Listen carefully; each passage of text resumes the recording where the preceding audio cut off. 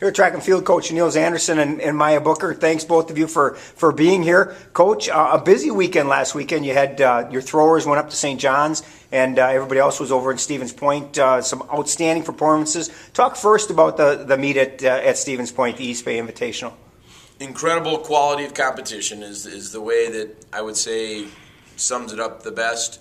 We had the number 1, the number 2, the number 4, the number 7, the number 10 team in the nation all represented. So the quality competition was great, which is what we were looking for at this time, where we can kind of know that for certain we're going to be involved in really great competition, which I always say great competition produces great results.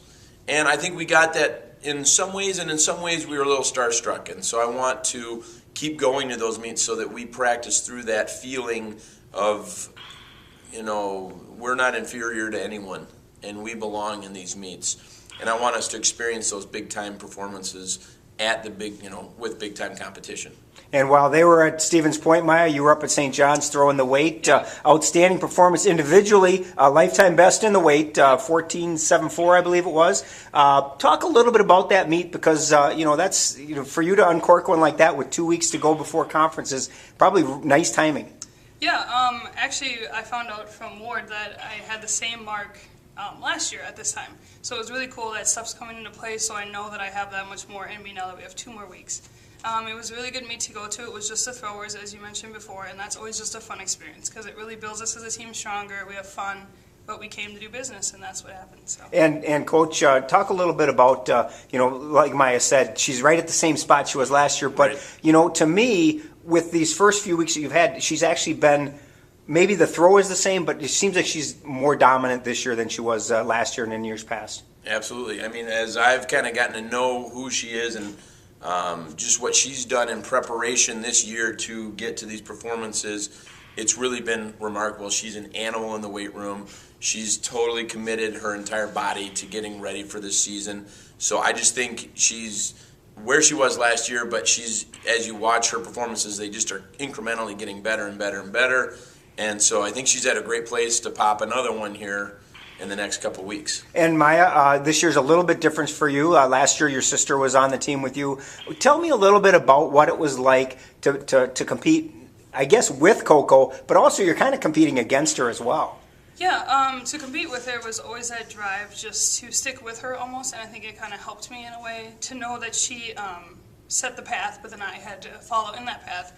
But competing against her, it was always that competitiveness. So we're sisters, of course, so I always wanted to beat her, but well, like we mentioned before, now I'm soaring past what she didn't weight, so that's always fun.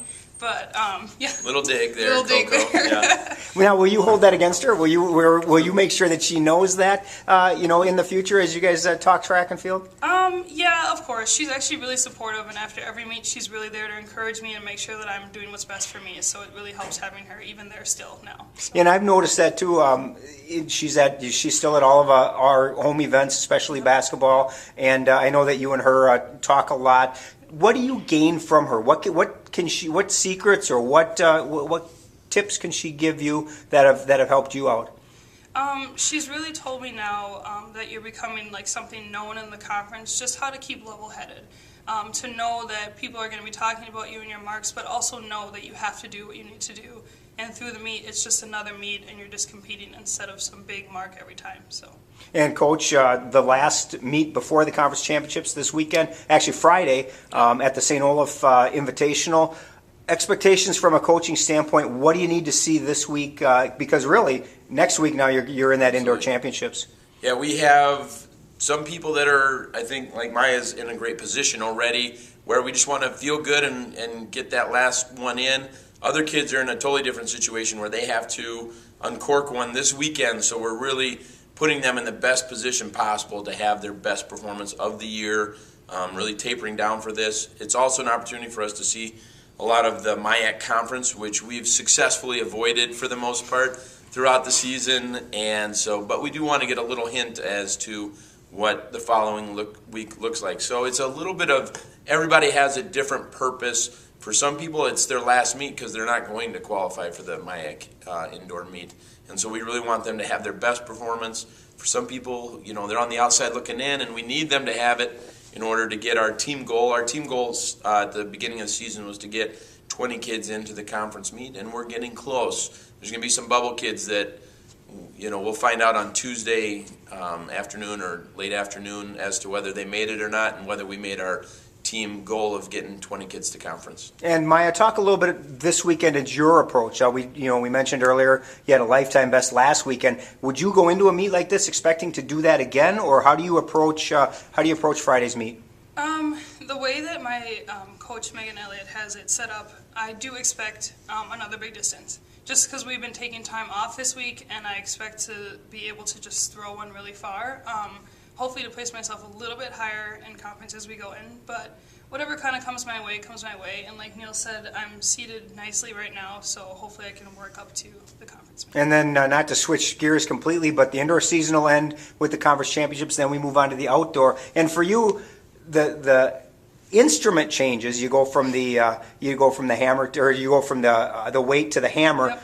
How big of an adjustment is that, or what is the adjustment? How does it work for people that don't understand track and field? Talk a little bit about that change from the weight to the hammer.